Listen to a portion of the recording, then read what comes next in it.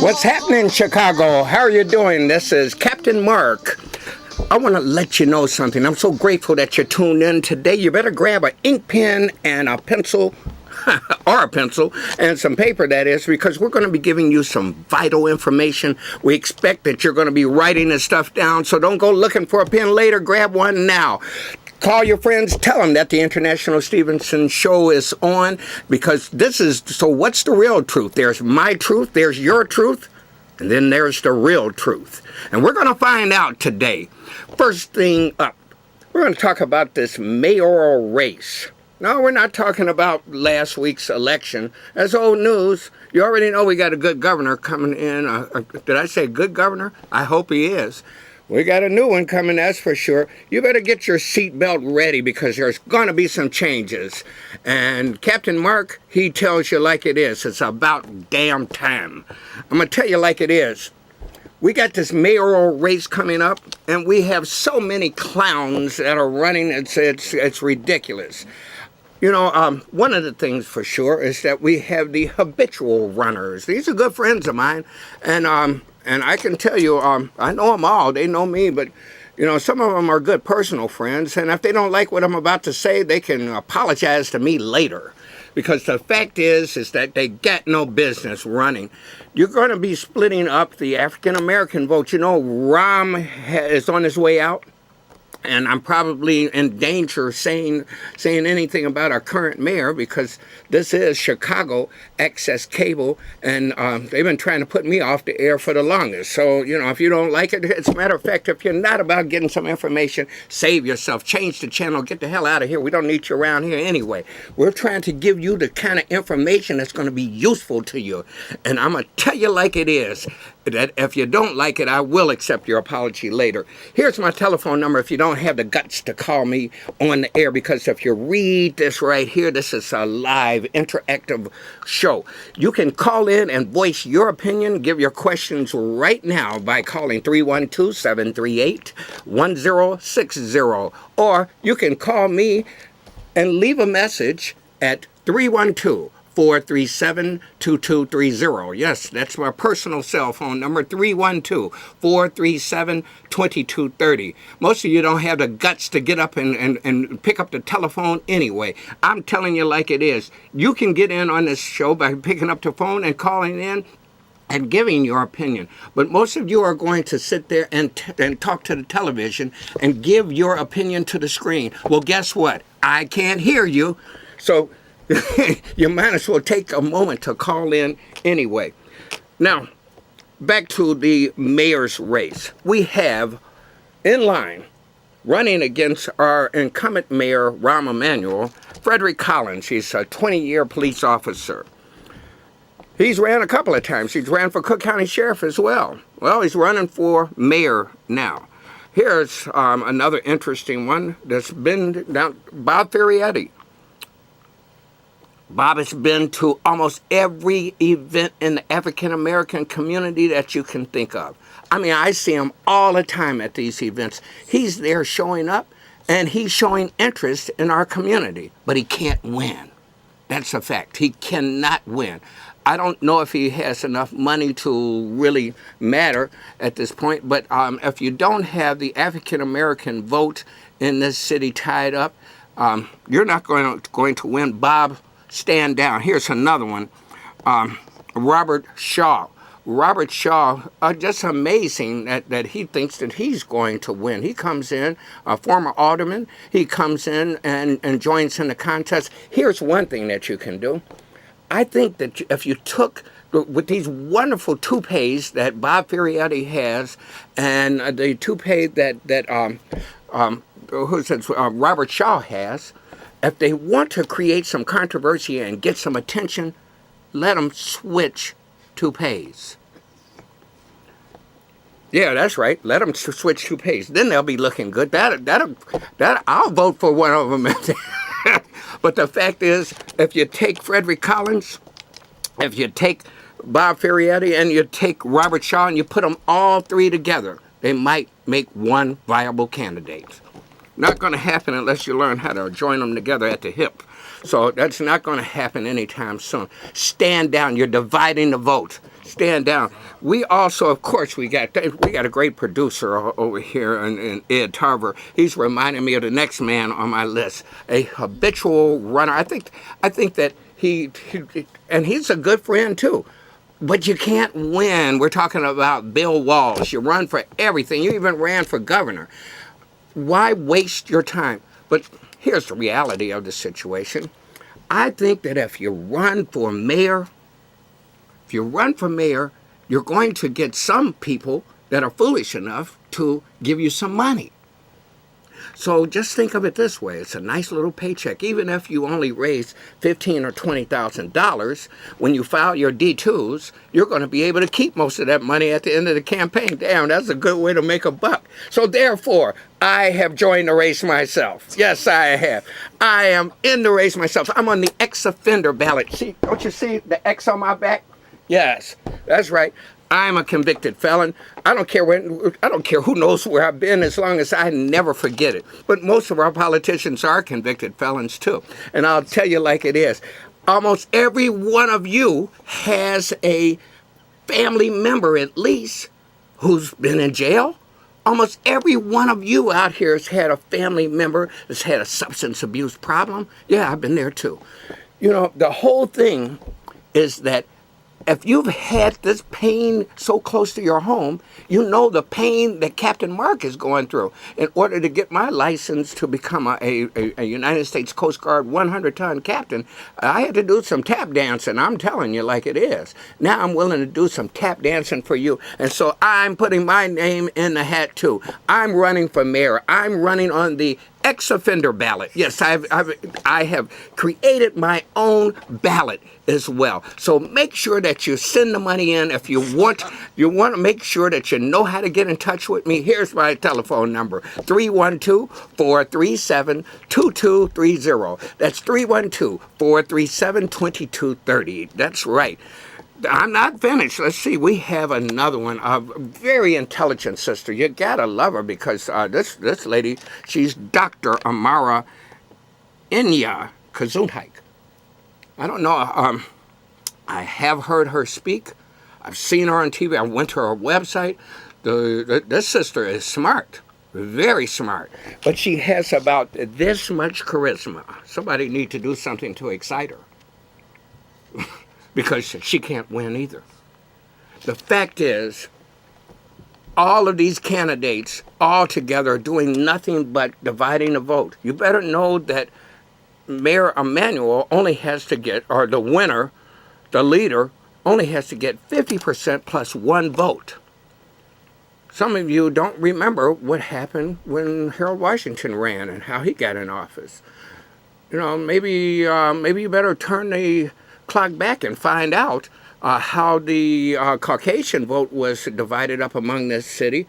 And before they realized it, they said, damn, they got one of them in there, man. Oh, man. That was a painful situation to quite a few folks, especially when they lost those good lay-down jobs.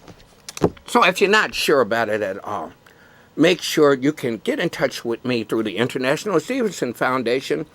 My specialty and my focus is to help ex-offenders, helping people to have, look at the logo. Thank you, my logo, I forgot. Okay, I forgot. My logo means one person reaching out to another, helping them by giving them the building blocks of life so that they can help themselves.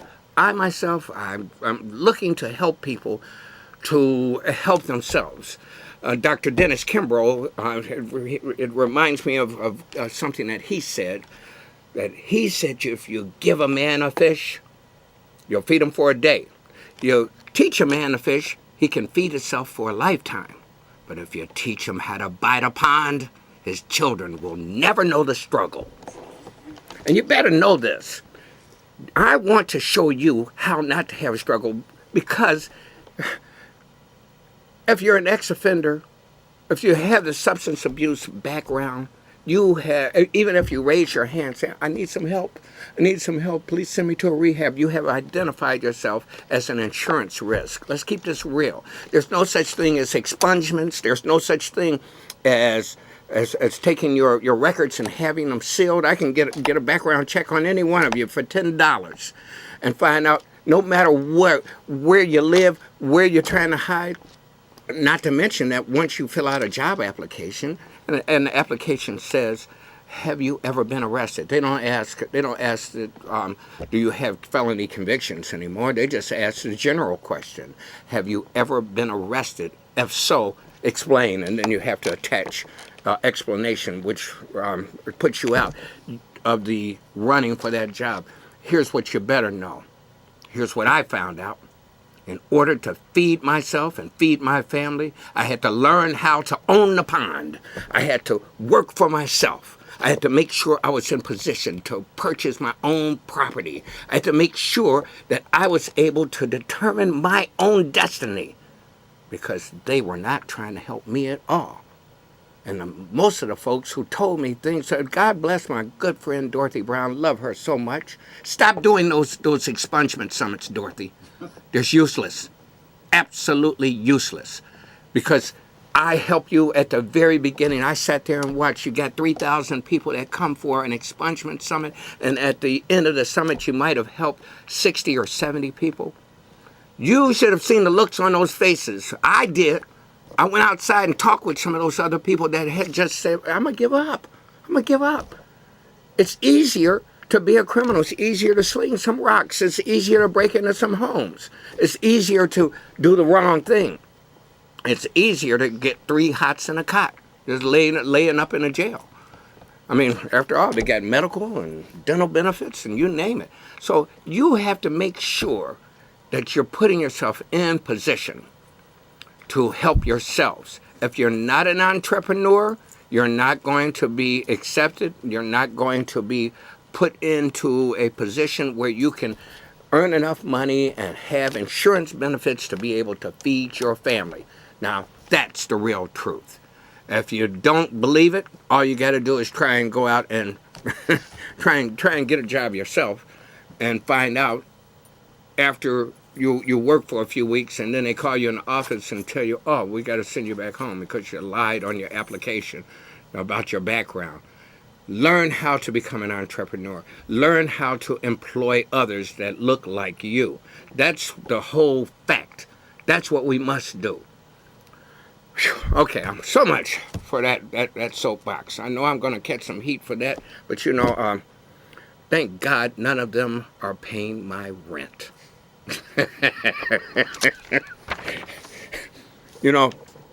It's hard to speak the truth when you take a look at your paycheck and you see that there are some people's names on that paycheck that may be in cahoots with the current administration or people that are in power. And if you start saying the wrong thing, they're going to be picking up the phone and saying, look, you got to get rid of that guy. You got to get rid of him because look, if you don't, he's going to take you down with him because he's going down. But you can bet one thing, that I will always speak what I interpret as the truth. There's my truth, your truth, and the real truth. You're the one that's got to figure out what's what. We have a guest coming on today, and I want to share some information with you about her. But first, I want you to grab your pen again, and I want you to write this information down. Take a look at this. You're watching CAN TV's Hotline 21. This is a live call-in show. You can call 312-738-1060 with your questions or comments. You have to make sure that you are doing just that, knowing that this is a live call-in show and calling your friends to join into the call. Now, let me tone it down a little bit because I know for a fact that I can be a little bit intimidating, a little bit over the edge. Did I scare you, baby? No. I didn't scare you. You don't look like it's easy to scare either. Sitting next to me is Naomi Lovely. She goes by the name Goddess. And I'll only address my wife like that. Wow. I mean, she's the Admiral Goddess. Yes, well, I'm she honored. is. Absolutely. But I will, for today's show, I will address you as goddess. She's Thank an you. enthusiast, she's an artisan, and she's a spiritualist. I understand that, goddess, you recently took a ride, an inventory of some of our young folks on Chicago's public transportation. What was that all about? It was quite disturbing to actually be in a place of where I was here back then, and then looking at it 5 years from now, seeing how things is. I probably never paid attention to. I'm not gonna say it's changed, but I can definitely say that I just recently paid attention to it. And what was your experience when you went on there? I know that I'm the last time I rode public transportation. I've been blessed that I have a car. I think I'd steal one if I didn't have one, because the last time that, yeah, I said it. Okay, so what? So what? I know how to use a screwdriver for more than just screws. Uh, the the last time that I was on public transportation, I was in a light beige suit. I was clean. It was a summer day, and boy, oh boy, a guy came sitting next to me, a young guy, and some people got on the train right behind him with some golf clubs and bats, and I just thought, where are these guys going golfing?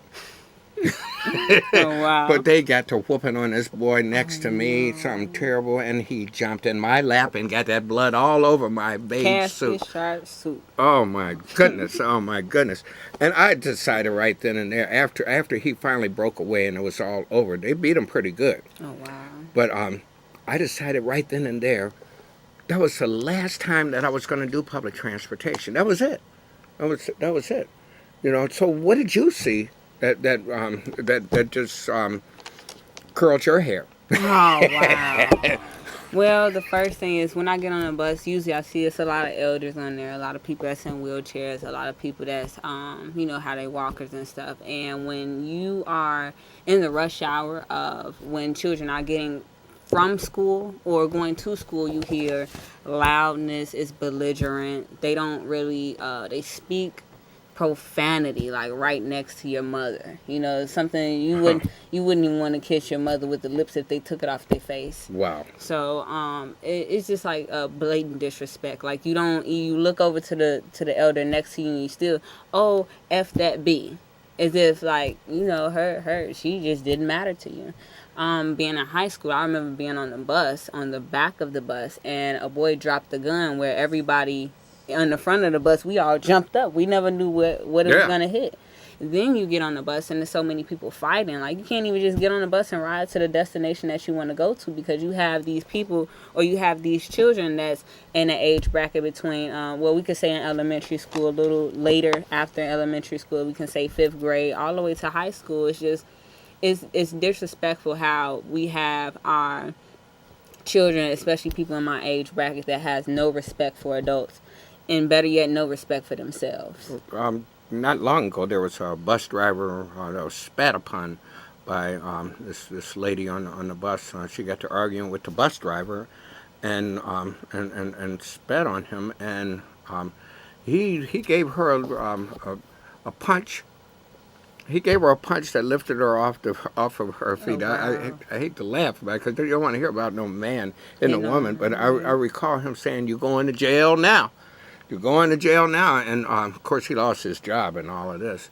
But the thing is that now here in Chicago, what do you think about these new cameras? They have cameras everywhere now, especially on the buses. Didn't that make you feel more comfortable that there were cameras on the bus, and now conceal and carry? You never know if there's somebody else on the bus that's carrying a pistol, and that's not going to take it anymore. True. Well, for number one, as far as the cameras, I feel like it to me, the cameras all around Chicago does not do justice, just like having a camera in your house really doesn't do any justice.